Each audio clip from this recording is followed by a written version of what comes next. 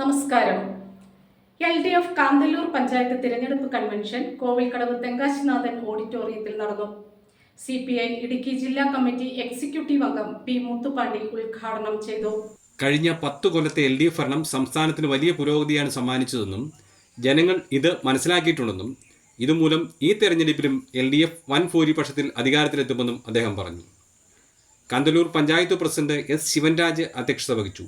CPM ജില്ലാ committee അംഗം M. Lakshmanan പ്രസംഗിച്ചു. CPM area secretary V. Sijimon സ്വാഗതവും S. നാഗയ്യ കൃതജ്ഞതയും രേഖപ്പെടുത്തി.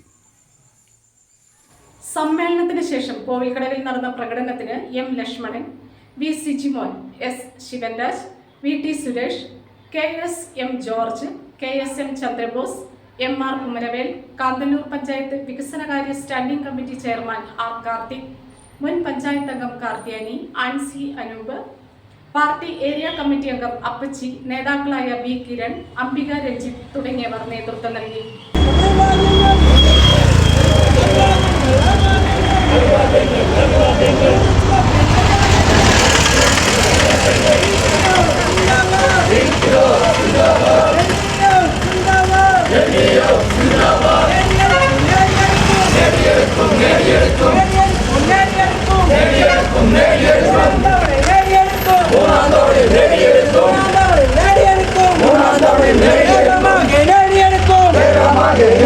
Get